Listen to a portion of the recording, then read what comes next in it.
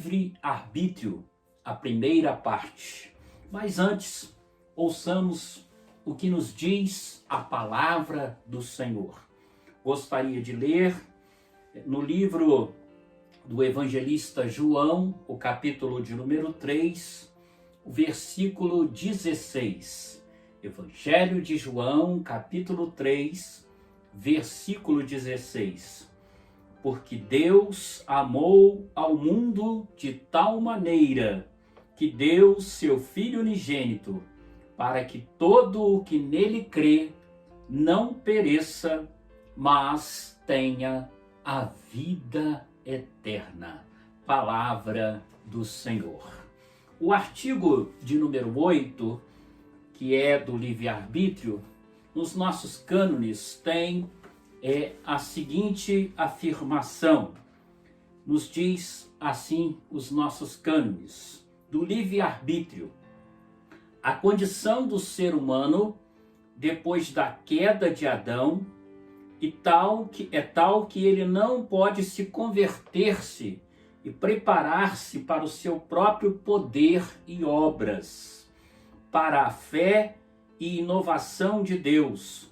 Portanto, não temos forças para fazer boas obras agradáveis e aceitáveis a Deus sem a sua graça por Cristo.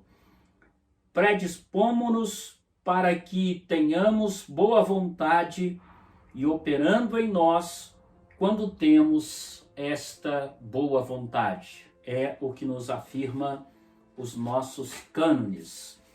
Nesta oportunidade, quando estamos aqui para refletir sobre essa doutrina do livre-arbítrio, ou seja, você tem a liberdade de escolher, nós gostaríamos de destacar aqui algumas coisas.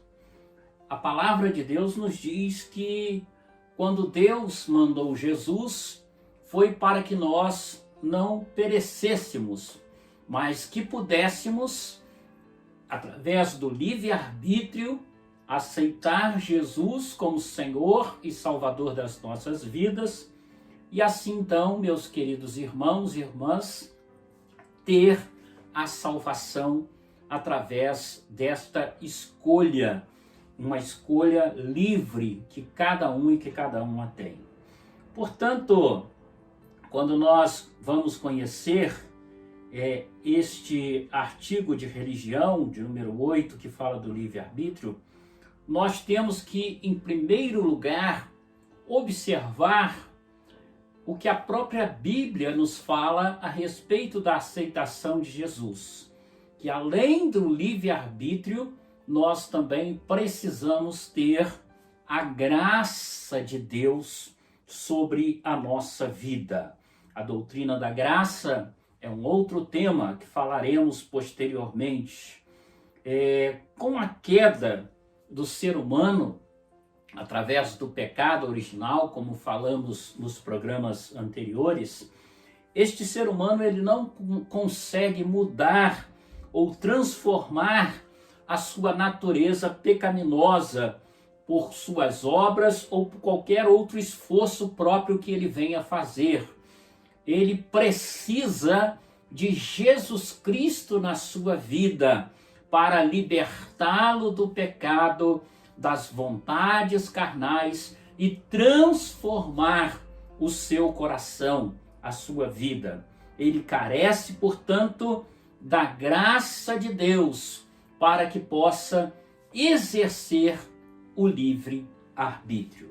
É o que nós vamos refletir a respeito desta doutrina.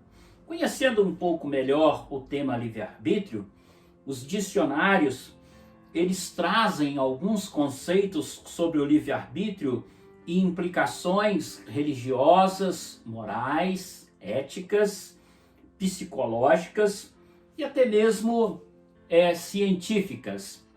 Nós queremos especialmente falar dessas implicações a nível religioso, a nível moral, ético, né? Ética e moral é a mesma coisa, e a nível psicológico. Científico não nos interessa muito, mas esses três aspectos, eles são extremamente relevantes quando se fala do livre-arbítrio, da capacidade de escolher dentro da visão da religião, dentro da visão da ética, da moral e dentro também da visão da psicologia, né, da psique. Vejamos então esses conceitos. Em relação ao primeiro conceito, a religião, o livre-arbítrio ele implica que a divindade onipotente não impõe o seu poder sobre a vontade e as escolhas individuais do ser humano. Ou seja, Deus ele não impõe que nós venhamos a escolhê-lo como Senhor e Salvador da nossa vida. Essa tem que ser uma decisão que cada um de nós tomamos livremente. A palavra de Deus, ela sempre nos lembra, hoje se o teu coração parar de bater agora, se você for embora, para onde você vai?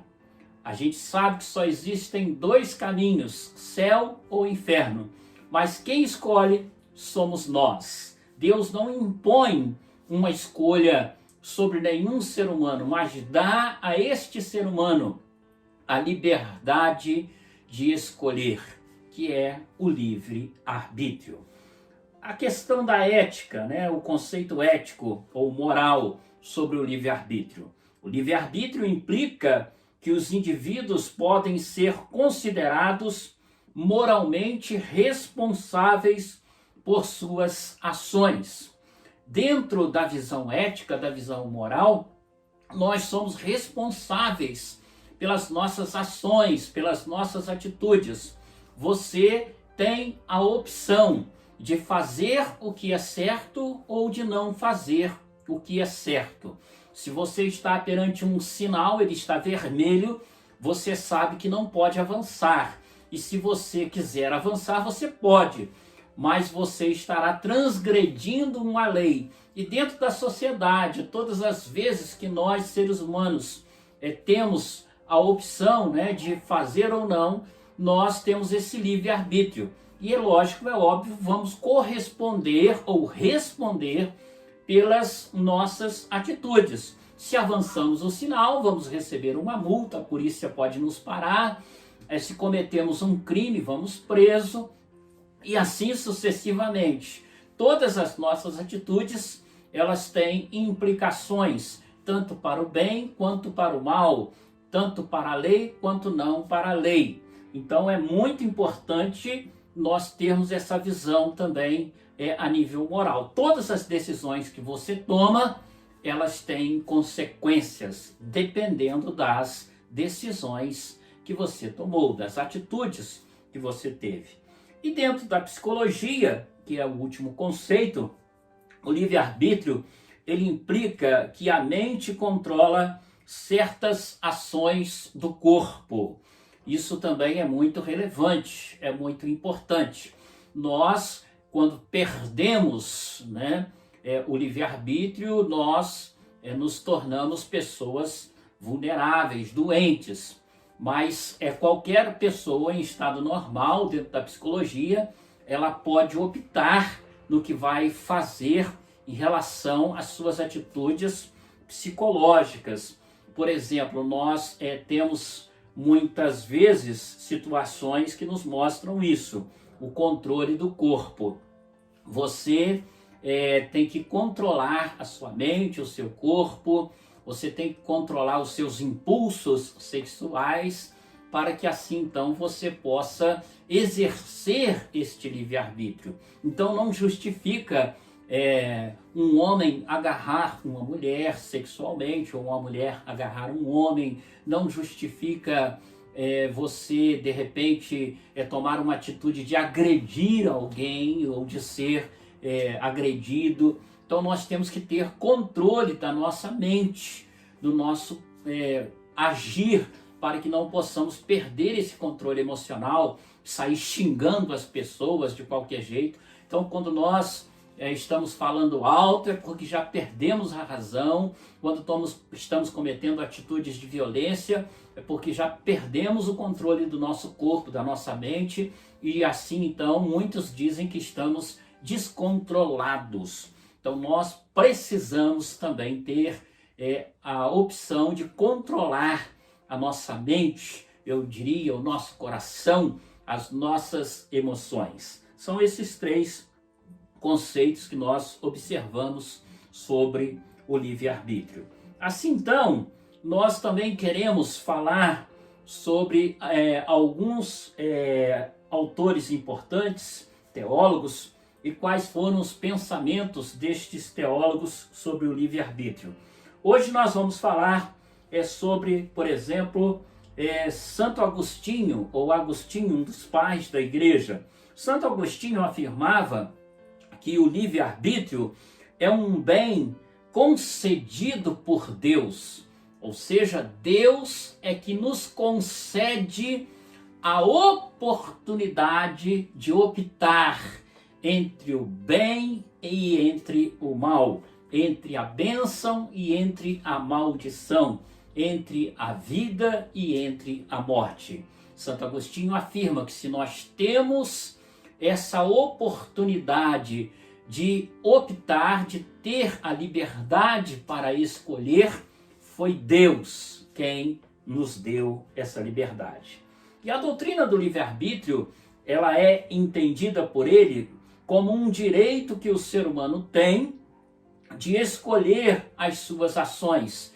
Eu posso escolher as minhas ações, eu tenho esse direito de escolher as ações na minha vida. Ele ainda diz que o ser humano tem a liberdade de aceitar ou não a salvação que está em Cristo. Nós lembramos a palavra de Deus que nos diz: eis que hoje eu te coloco dois caminhos, um caminho de vida, um caminho de morte, um caminho de bênção, um caminho de maldição. E a palavra de Deus diz que Deus vira e diz: escolhe, pois, a vida para que tu vivas. Ele está nos dando a oportunidade de escolher entre um caminho e outro, nos dando o conselho para escolher o caminho da vida, o caminho da bênção, mas ele não está fazendo a escolha por nós. Quem escolhe somos nós. Quem escolhe a vida ou a morte, quem escolhe a bênção ou a maldição é você, sou eu, somos nós, que é uma visão, que Santo Agostinho defendia. E ele então conclui que essa liberdade de escolha é oferecida por Deus a cada ser humano. Esse é o pensamento de Santo Agostinho.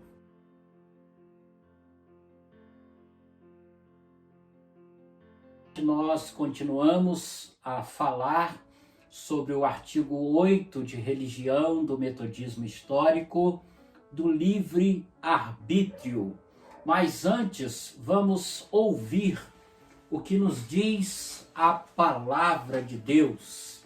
Pegue a sua Bíblia e abra no texto da Epístola de Paulo a Filemon, o versículo 14. Filemon é somente um capítulo, Então, versículo 14 de Filemon. Na palavra de Deus, assim está escrito em Filemon: nada, porém, quis fazer sem o teu consentimento, para que a tua bondade não venha a ser como a que for de obrigação, mas de livre vontade. Porém, diz Paulo, de livre vontade, de livre arbítrio. Palavra do Senhor.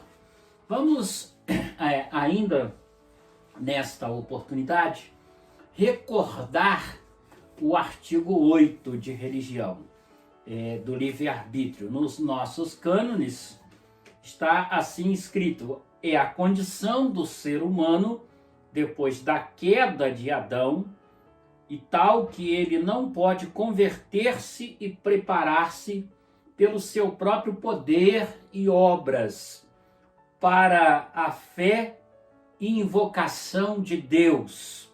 Portanto, não temos forças para fazer boas obras, agradáveis e aceitáveis a Deus, sem a sua graça por Cristo.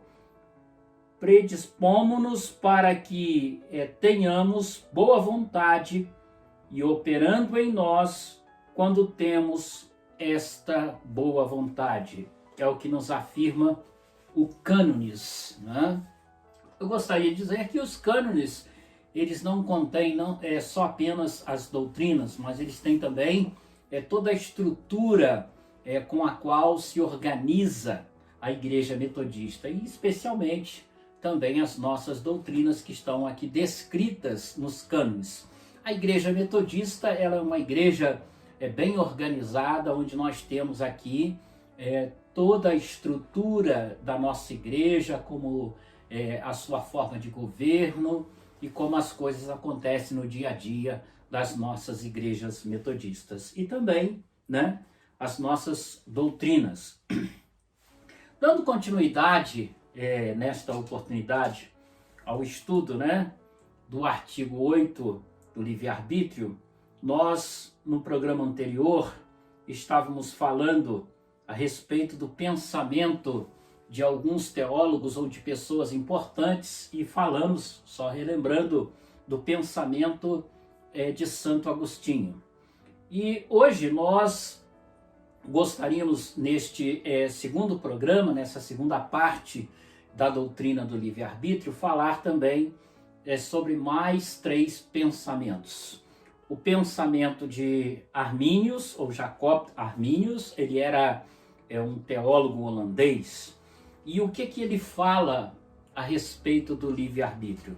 Ele nos diz que o livre-arbítrio está dentro da visão, segundo dele, né, de um movimento, né, que se chamava 5 artigos de fé da Remonstrância.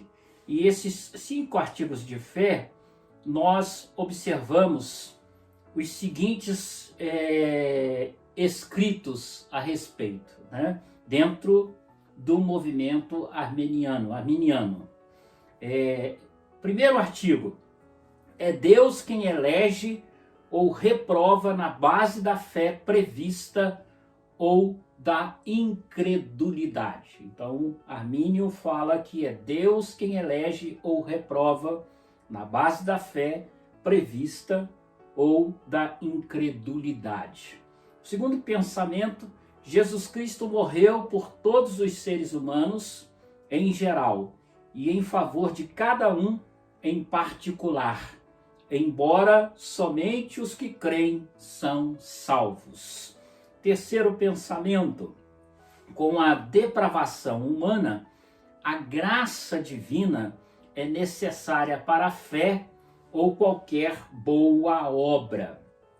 Quarto pensamento: essa graça pode ser resistida pelo ser humano. Quinto pensamento: se todos os que são verdadeiramente regenerados vão seguramente perseverar na fé, é um ponto que necessita de maior investigação. Então, Armínio coloca esses 5 pensamentos a respeito da doutrina do livre-arbítrio. Então, este último artigo, ele foi posteriormente alterado, né? Que é o artigo 5º. Repito, se todos os que são verdadeiramente regenerados vão seguramente perseverar na fé, é um ponto que necessita de maior investigação. Então, esse último artigo foi posteriormente alterado, pois ele tinha o objetivo de ensinar que é possível que uma pessoa regenerada possa perder a fé e, por consequência, a salvação. Embora haja alguns arminianos que diferem deste pensamento, acha que alguns não perdem a salvação. é aquele pensamento, né, uma vez salvo, salvo para sempre, que foi questionado por John Wesley porque nós corremos o risco de perder a salvação.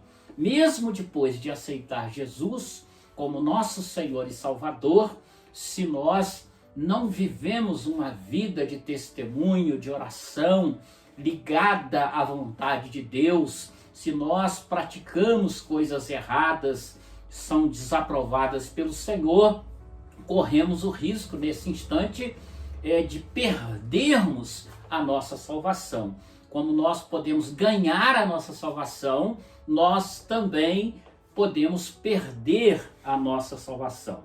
Então esse sistema de doutrina que foi apresentado nesse Remonstration, né, dos arminianos, foi rejeitado pelo Sínodo de Dort. Embora haja uma grande influência do arminianismo no pensamento wesleyano, há também diferenças, e uma das diferenças é exatamente esta que eu acabei de destacar. Os arminianos, muitos deles creem que uma vez salvo, salvo para sempre. E dentro da teologia wesleyana nós não acreditamos dessa forma. Acreditamos que é possível sim uma pessoa que foi salva, batizada, servo de Deus, se afastar e perder a sua salvação. A Bíblia tem vários textos que afirmam desta forma, né? Continuando, vemos também o pensamento de Paul Tillich. Paul Tillich, o grande teólogo do século XX. Paul Tillich ele faz a seguinte declaração sobre a predestinação, palavras dele, de Paul Tillich. A divisão da humanidade em indivíduos realizados e não realizados, ou em objetos de predestinação, seja para a salvação ou para a condenação, é existencialmente e, portanto, teologicamente, segundo Paul Tillich, impossível. Esta divisão contradiz a unidade última de individualização e participação no fundamento criativo da vida divina. Então ele está afirmando que a doutrina da dupla predestinação, ela tem implicações demoníacas. Implicações demoníacas. O que é essa doutrina da dupla predestinação? É que antes mesmo da pessoa nascer, Deus já predestinou alguns para a salvação e outros para a perdição. Essa é a doutrina da dupla predestinação. Portanto, uma doutrina realmente demoníaca, né? Você, dentro dessa doutrina, se foi predestinado para a salvação, você pode beber, fumar, você pode farrear, você pode fazer tudo de errado, você nem precisa ser crente, mas lá no final você é salvo. E se você está firme na igreja, jejuando, orando, buscando a palavra de Deus, fazer a vontade do Senhor, mas chega lá no final, você não é predestinado para ser salvo, você perde a salvação. Aquele esforço foi todo em vão, né? Não teve utilidade nenhuma. Isso é uma coisa assim, realmente absurda. Eu concordo plenamente com Paul Tillich, uma doutrina que chega até a ser, nesse sentido, né, da dupla predestinação, demoníaca, como ele mesmo aqui afirma. Vamos então, por último, ver o pensamento wesleyano, ou de John Wesley, o fundador do metodismo. Então, John Wesley, ele diz o seguinte sobre a doutrina do livre-arbítrio. As minhas doutrinas são simplesmente os princípios fundamentais do cristianismo. Então, John Wesley diz, eu não vou inventar nada, mas eu vou apenas dizer que nós, metodistas, cremos nos princípios fundamentais do cristianismo. Estão aqui registrados na Bíblia, na palavra de Deus. Então, sendo assim, nós não podemos deixar de mencionar que a reflexão sobre a doutrina do livre-arbítrio nos desafia a refletir também sobre a doutrina da predestinação. E nesse sentido, a doutrina da predestinação, ela afirma a soberania de Deus para decidir quem é salvo. E há dois tipos de predestinação, como já falamos anteriormente. A predestinação dupla é que quando nós nascemos, já nascemos salvos ou perdidos, e isso determinados por Deus. E também tem a doutrina da simples predestinação, ou da predestinação simples. Qual é essa doutrina? É através de uma graça especial, Deus escolhe alguns para a salvação. Isso realmente tem um fundamento mais bíblico, porque em Efésios 2,8 diz que pela graça nós somos salvos, mediante a fé, e que isso não vem de nós. Se não vem de nós, é dom de Deus, vem de Deus, né? E não somos salvos pelas obras, mas pela graça de Deus, como também o grande teólogo Martinho Lutero, um dos reformadores da igreja, afirmou. Bom, dando continuidade dentro dessa visão, John Wesley ainda diz que os que não estiverem nesta graça, ou debaixo da graça de Deus, eles têm uma liberdade de aceitar ou não a salvação em Cristo Jesus. Ainda existe uma outra oportunidade em que você faz a escolha de aceitar ou não a graça manifesta na sua vida. O reverendo John Wesley ele também combateu essa doutrina da predestinação, né, que uns já nasceram predestinados para ser salvos e outros já nasceram predestinados para serem perdidos. Ele diz que isso é um absurdo e que é uma coisa extremamente negativa. E ele coloca alguns pontos para fundamentar a sua ideia. Primeiro ponto, se a doutrina da predestinação for aceita, toda a pregação do evangelho seria em vão, pois todos já estariam com o seu destino traçado, afirma John Wesley. Segundo, ela destrói a santidade, pois tira de nós os motivos que nos motivam a buscar a santidade de vida. Para que, procurar a santidade de vida se nós estamos predestinados ou para a salvação ou para a perdição? Então a santidade, ela não teria nesse sentido valor algum. Terceiro, ela destrói a felicidade, tira de nós a alegria, pois se as pessoas já estão condenadas, não terão mais oportunidades para serem salvas. É verdade, assim nesse sentido ela tiraria a nossa felicidade e também a nossa alegria. Ele também diz, ela destrói o zelo pelas boas obras, pois o que adianta ajudar a quem está condenado? Então, para que você vai ajudar? Se o cara já está condenado, já está perdido, né? É perda de tempo. Continuando, subverte a revelação cristã, pois a vinda de Cristo não teria sentido se todos já têm o seu destino traçado. Então, para que Jesus voltaria? Não teria sentido a sua vinda, né? E por último ele diz que Jesus seria mentiroso. Se nós crêssemos na doutrina da predestinação, Jesus seria mentiroso, pois pregou o arrependimento, a mudança de vida, a transformação. E isso não teria sentido, seria uma grande mentira. Assim então John Wesley, ele afirma que a salvação é obra da graça de Deus e tão somente dela, e adotada como princípio para a nossa certeza da salvação. Ele ainda afirma que nós, metodistas, cremos que somos salvos pela graça, né? Pela graça de Deus. Fica então aqui nesta reflexão um pouco desse estudo para que nós possamos refletir sobre essa importante doutrina, a doutrina do livre-arbítrio. E John Wesley afirma que o metodismo ele tem as suas doutrinas, mas dá mais ênfase à vida moral e espiritual. Que Deus esteja nos abençoando e que nós possamos ter entendido um pouco a respeito da doutrina da predestinação.